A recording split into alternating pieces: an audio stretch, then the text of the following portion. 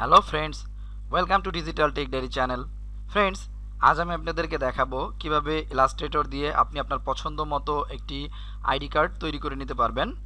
তো ফ্রেন্ডস, আপনি যদি এখনও Hey আমার there. চ্যানেলটি সাবস্ক্রাইব করে না থাকেন Subscribe to তাহলে my প্লিজ channel আমার and চ্যানেলটি also সাবস্ক্রাইব করে press দিন। this bell আর যদি icon সাবস্ক্রাইব করে থাকেন so you can তাহলে get latest thanks video for watching. notifications. তো চলুন আমরা And কথা this না is বাড়িয়ে আমাদের absolutely ভিডিও free. টিউটোরিয়ালটিতে চলে যাই। তো প্রথমে আমি আমার এই আইডি কার্ডের এই ইলাস্ট্রেটর ফাইলটি ক্লোজ করে দিয়ে নতুন একটি ফাইল ওপেন করে নিব। তো এরপর ফাইলে যাব, ফাইলে গিয়ে নিউ, এখানে এই ডকুমেন্টস আইডি কার্ড নামে একটি ডকুমেন্টস আমি ক্রিয়েট করব। তো আইডি কার্ড লিখলাম নেমে। এরপর আইডি কার্ডের যে সাইজ সেটা হচ্ছে ওয়াইড দিব 2.13 ইঞ্চেস এবং হাইট দিব 3.39 ইঞ্চেস। আর এটা অবশ্যই ইঞ্চেস করে নেবেন। তারপর পোর্ট্রেট, এবং যেহেতু আমি প্রিন্ট করব সেজন্য আমি CMYকে দিব, দিয়ে এরপরে আমি ওকেতে প্রেস করব। তাহলে আমার আইডি কার্ডের একটি নিউ ডকুমেন্টস ওপেন হবে। তো এই হচ্ছে আমার আইডি কার্ডের ডকুমেন্ট সাইজ।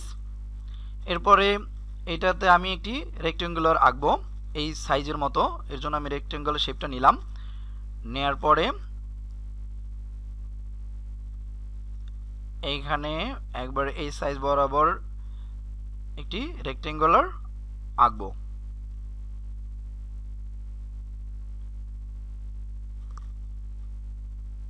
তো আমার রেক্টেঙ্গুলার নেওয়া হয়ে গেছে। এরপর আমি এইটার একটা কালার দিয়ে দিই। এই কালার প্যালেটে কালার এখানে ক্লিক করে এখান থেকে আমি আমার পছন্দ মতো একটি কালার দিয়ে নিচ্ছি। আর ফ্রেন্ডস, এটা আপনারা আপনাদের মন মতো যে কালার ইচ্ছে আপনারা দিয়ে নিতে পারেন, সেইটা ডিপেন্ডস অন ইউ। এরপর আমি এটাকে সিলেক্ট করে নিলাম।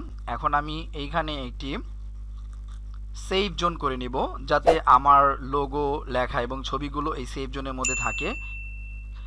আইডি কার্ডটা প্রিন্ট করার পরে এটা যেন কেটে না যায়। তো এর জন্য আমি অবজেক্টে যাব, অবজেক্টে গিয়ে পাথ, এরপরে অফসেট পাথ। এখান থেকে আমি এটার ভিতর দিকে -2.5 ইঞ্চেস এইটা দিব অফসেট পাথ, দেন ওকে। এখন আমার এরকম আরেকটি রেক্টেঙ্গুলার হয়ে গেছে। তো আমি এই যে অফসেট পাথটা দিয়েছি এটাকে আমি এখন গাইড করব। তো এর জন্য এটাকে আমি প্রথমে এটাকে সিলেক্ট করে নেব। সিলেক্ট করার পরে মাউসের রাইট বাটন ক্লিক করলে এখানে মেক গাইড এটা দিয়ে দিলাম। এখন আমার এটা গাইড হয়ে গেছে। তো ফ্রেন্ডস, এখানে আপনারা বিভিন্ন ধরনের ডিজাইন করতে পারেন, ঠিক আছে। আর অবশ্যই এটা সেভ জোনের ভিতরে করবেন, তাহলে লোগো বা লেখা বা কোনো কিছুই কাটা পড়বে না। তো এখন আমি এইখানে একটি সার্কেল শেপ নিব। সার্কেল শেপ নিয়ে আমি আমার পছন্দ মতো একটি ডিজাইন ড্র করব। আপনারা আপনাদের পছন্দ মতো যে কোনো ডিজাইন এখানে ড্র করতে পারেন। তো আমি এটার উপর একটি সার্কেল ড্র করলাম। ড্র করার পর আমি এটার একটু কালারটা চেঞ্জ করে নিই, তাতে বোঝার সুবিধা হবে। এইখান থেকে কালারে গিয়ে এই কালারটা আমি দিয়ে দিলাম। দেওয়ার পরে এখন আমি এই দুটাকে একসাথে সিলেক্ট করে নেব, যাতে আমার এই ডকুমেন্টসের সাইজ, মানে আইডি কার্ডের যে সাইজ সেটা থেকে বাড়তি অংশটুকু কেটে ফেলবো। এর জন্য আমি পাথ ফাইন্ডারে গিয়ে, আপনারা নিচে দেখতে পাচ্ছেন, ওইটাতে ক্লিক করলেই এখান থেকে এটা আলাদা হয়ে যাবে। এরপর আমি এটার উপরে ক্লিক করে আনগ্রুপ করে নেব। হ্যাঁ, আনগ্রুপ হয়ে গেছে। এখন ডাইরেক্ট সিলেকশন টুল দিয়ে এটা সিলেক্ট করে ডিলিট বাটন প্রেস করব। এটা সিলেক্ট করে ডিলিট বাটন প্রেস করব। আপনারা দেখতে পাচ্ছেন এটা এখন ডিলিট হয়ে গেছে, অর্থাৎ আমার আইডি কার্ডের শেপের ভিতরে এই শেপটা অ্যাড হয়ে গেছে।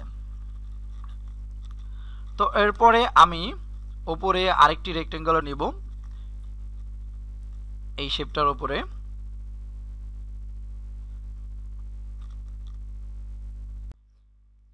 এখন ব্যাকগ্রাউন্ড কালারে গিয়ে এটার একটি হালকা কালার দিয়ে দিব। কালারটা চেঞ্জ হয়ে যাওয়ার পর এখন আমি পেইন্ট টুলে গিয়ে একটি নতুন অ্যাঙ্কার পয়েন্ট অ্যাড করব এখানে।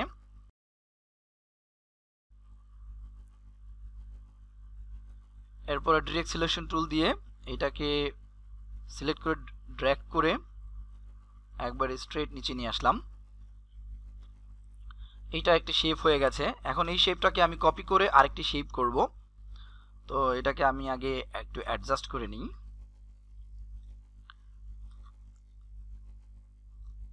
এরপরে এই শেপটাকে ক্লিক করে মাউসের অল্টার বাটন প্রেস করে এটাকে আমি একটি ডুপ্লিকেট শেপ করব, অর্থাৎ আরেকটি নতুন শেপ এখানে করব। তো মাউসের অল্টার বাটন প্রেস করে ড্র্যাগ করে উপর দিকে নিচ্ছি। তো আরেকটি নতুন শেপ হয়ে গেছে। এখন এতে ডাবল ক্লিক করে এটার আরেকটু ডিপ কালার দিয়ে দিলাম। না, এটাকে একটু রিসাইজ করে নিচ্ছি আমার আইডি কার্ডের সাইজ অনুযায়ী। এরপরে এটাকে আমি মাউসের অল্টার বাটন প্রেস করে আরেকটি নতুন শেপ নিয়ে নিব এই শেপটার উপরে। তো এটারও আমি কালারটাকে চেঞ্জ করে দিই, আরেকটু ডিপ করে দিচ্ছি। এখন এটার উপর থেকে সাইজটাকে একটু রিসাইজ করে আমি আমার কার্ডের সাইজে নিয়ে আসছি। এটা হচ্ছে আমার কার্ডের সাইজ। এখন আপনারা দেখতে পাচ্ছেন ফ্রেন্ডস, তিনটে আলাদা আলাদা শেপে কিন্তু সুন্দর একটি শেপের পরিণত হয়েছে। তো এরপরে আমি এই পুরো শেপগুলোকে সিলেক্ট করে এটাকে আমি লক করে দিব। তো আমরা কন্ট্রোল 2 বাটন প্রেস করে লক করতে পারি, অথবা অবজেক্টে গিয়ে লকে গিয়ে সিলেক্ট কন্ট্রোল 2 এটাতে ক্লিক করলে কিন্তু লক হয়ে যাবে। এখন আমরা এটা লক পুরো ডিজাইন করার সময় যাতে এটা নড়াচড়া না করে সরে না যায়, এখানে ছবি সেট করার জন্য প্রথমে ফাইলে যাব, ফাইলে গিয়ে প্লেসে গিয়ে আমি আমার ড্রাইভ থেকে যে ছবিটি দিব সেই ছবিটিকে সিলেক্ট করব। সিলেক্ট করার পরে প্লেস, দেন ওকে।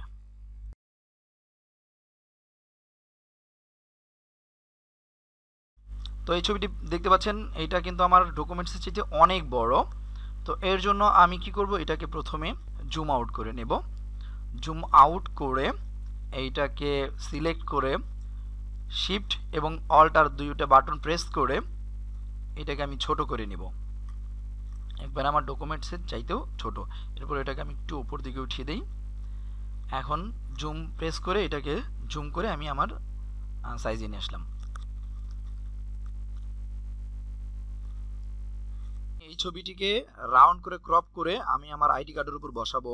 এর জন্য আমি ইলিপস টুলে যাব, ইলিপস টুলে গিয়ে শিফট বাটন প্রেস করে এই ছবিটির উপরে একটি সার্কেল আঁকবো, এবং আঁকার পরে এটাকে আমি অ্যাডজাস্ট করে নিচ্ছি।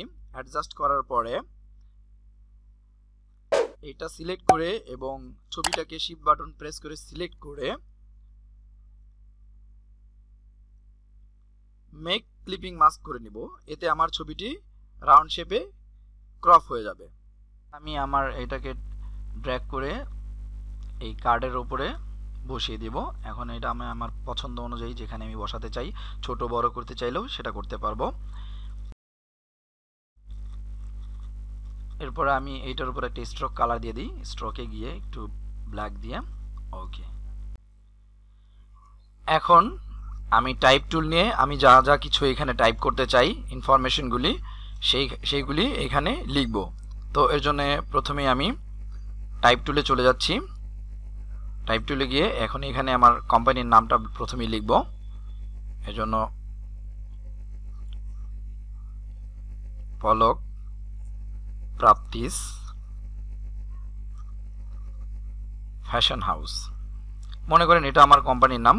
আপনারা এখানে আপনাদের কোম্পানির নামটা লিখবেন। এরপর এটাকে সিলেক্ট করে এটা আমি আমার সেভ জোনের ভিতরে দিয়ে দিচ্ছি।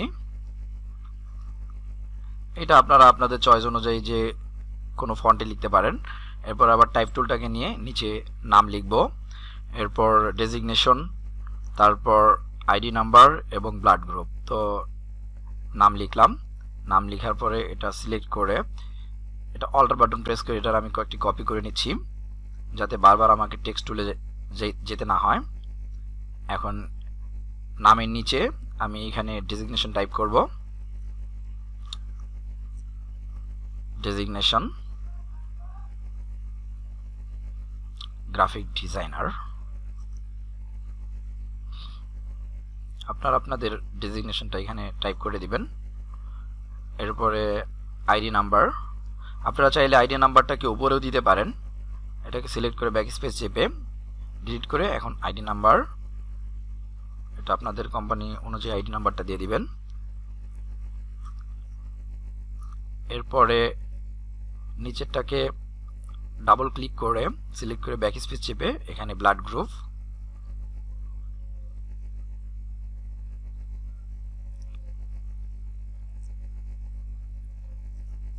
এরপরে আমি নিচে আরেকটি অপশন দিব, সেটা হচ্ছে অথরাইজড সাইন। এজন্য এটাকে আমি অল্টার চেপে নিচে ড্র্যাগ করে নিয়ে আসলাম আরেকটি কপি, ডাবল ক্লিক করে এখানে অথরাইজড সাইন নামে একটি টেক্সট করব।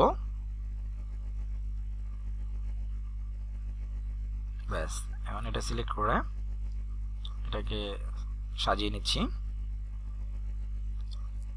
নিচে নিয়ে আসলাম। এরপর এটাকে ছোট করে সেভ জোনের মধ্যে সুন্দর করে সাজিয়ে দিব। এর উপরে আমার অথরিটির সিগনেচারটা থাকবে। এরপর ডেজিগনেশনটাকে ছোট করে নিচ্ছি।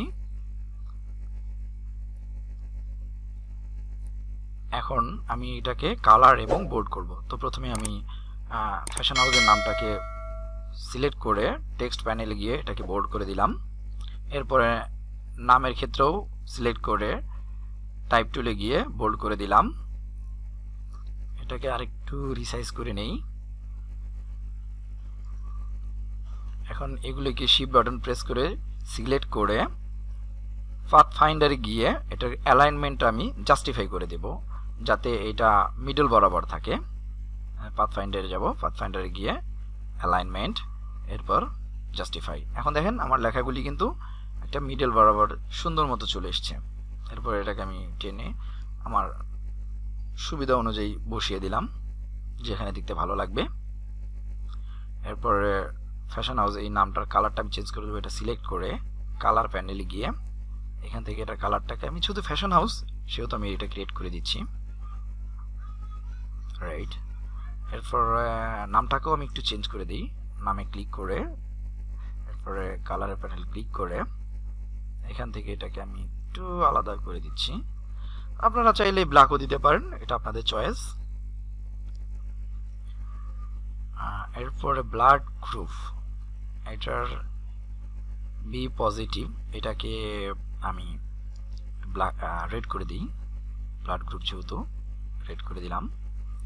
এরপরে এটাকে একটু বোল্ড করে দিই, তো এই জন্য এটা সিলেক্ট করে টেক্সটে গিয়ে বোল্ড। ব্যাস, আমার টাইপিংয়ে যাবতীয় কাজ শেষ। এখন আমি এটার উপরে আমার কোম্পানির লোগো সেট করব। তো এর জন্য আমার যেহেতু লোগো করাই আছে, তো আমি ফাইলে যাব, ফাইলে গিয়ে প্লেস, এরপরে আমি আমার কোম্পানির লোগোটিকে এখানে দিয়ে দিব। আপনারা এভাবে প্লেস করে আপনাদের লোগোটি নিয়ে আসবেন। তো প্লেস, ওকে, অবশ্যই এটি পিএনজি ফাইল হলে ভালো হয়, পিএনজি ফাইলে করা আছে। তারপরে অল্টার শিফট বাটন প্রেস করে এটাকে আমি ছোট করে নিচ্ছি। এটাকে আমি আমার কার্ডের সেভ জোনের ঠিক এই পাশটায় বসিয়ে দিলাম। দেখেন এখন কিন্তু সুন্দর হয়েছে। এরপরে আমি এটার উপরে সিগনেচার অ্যাড করব। ফাইলে গিয়ে এটার উপর ফাইলে গিয়ে প্লেস, এখন আমার অথরিটি যে সিগনেচারটি করা আছে আমি সেটা নিয়ে আসছি, এই যে সিগনেচার প্লেস। এখন এটা পিএনজি ফাইলে করা আছে, তো এটাকে আমি শিফট অল্টার বাটন প্রেস করে ছোট করে এটা আমি অথরিটির সাইন ঠিক এর উপরে বসিয়ে দিই। এটাকে একটু সাইজ করে নিচ্ছি। ব্যাস, এটা বসে গেছে। তো দেখতে পাচ্ছেন আমার কার্ডটি কিন্তু এখন অনেক সুন্দর একটি কার্ডে পরিণত হয়েছে।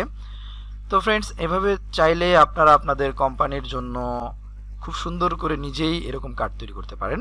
এখন আমি এই ফাইলটিকে সেভ করব। এরপর ফাইলে যাব, ফাইলে গিয়ে সেভ অ্যাজ, এখান থেকে প্রথমে আমি এটা ইলাস্ট্রেটর এআই ফরম্যাটে সেভ করব, যাতে এটা আমি এডিটও করতে পারি। এআই ফরম্যাটে নাম লিখলাম, দেন লোকেশন, সেভ। আবার আপনারা চাইলে এটা পিডিএফ ফরম্যাটেও করতে পারেন, পিডিএফ ফরম্যাটে করে আপনি আপনার ক্লায়েন্টকেও দিতে পারেন। তো ফ্রেন্ডস, এই ছিল মূলত ইলাস্ট্রেটর দিয়ে আইডি কার্ড বানানোর ফুল ফর্মুলা। আমি ওপেন করে দেখাচ্ছি, দেখেন এই হচ্ছে আমার কার্ডটি। তো ভিডিওটি দেখার জন্য ধন্যবাদ।